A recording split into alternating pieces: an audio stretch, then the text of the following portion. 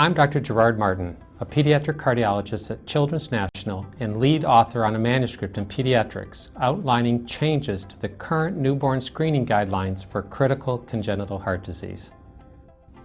Newborn screening for critical congenital heart disease has been shown to save lives.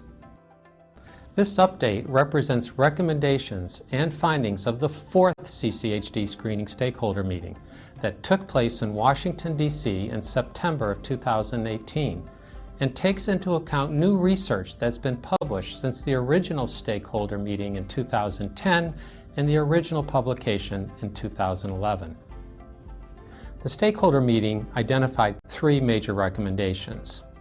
First, simplify the current U.S. algorithm that's currently endorsed by the American Academy of Pediatrics. Second, to improve public health reporting. And third, to identify important areas for additional education for both parents and clinicians.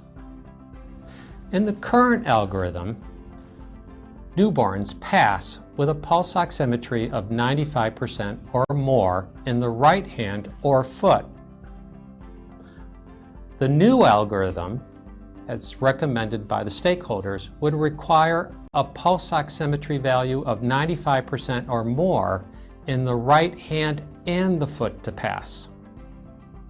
The current algorithm allows for 2 retests prior to a final decision on whether the newborn passes or fails the newborn screening test. The stakeholders recommended in a new algorithm that the second retest be eliminated. By eliminating the second retest, the newborn can enter the evaluation and treatment phase quicker.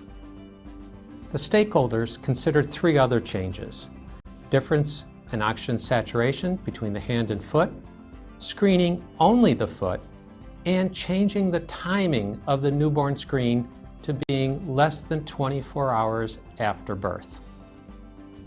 We did not find the evidence to support these changes. However, the expert panel did note that screening could be performed less than 24 hours of age in circumstances where early discharge of the baby and the mother were being considered. Improving newborn screening for critical congenital heart disease requires collection of better data on current screening. We need to develop infrastructure for public health reporting at the state and national levels. With excellent outcomes in the care and management of congenital heart disease, it is important that we find every newborn with critical congenital heart disease. Identification of all newborns relies on 3 strategies: prenatal ultrasound, newborn physical examination, and finally, pulse oximetry screening. Current pulse oximetry screening has excellent specificity with very few false positives, but it only has moderate sensitivity. Moderate sensitivity means that there are several important conditions that will be missed by newborn screening. This manuscript includes a table that guides practitioners in the understanding of the conditions that are more likely to be found and those that are more likely to be missed. As such, it's important for providers and parents to be aware of these strengths and weaknesses of the current screening. Newborn cardiac physical exam still remains an important part of the assessment. Parents should also be taught about the important signs and symptoms of heart disease in newborns. So these guidelines are intended for the United States of America. However, pulse oximetry screening for critical congenital heart disease is spreading across the globe.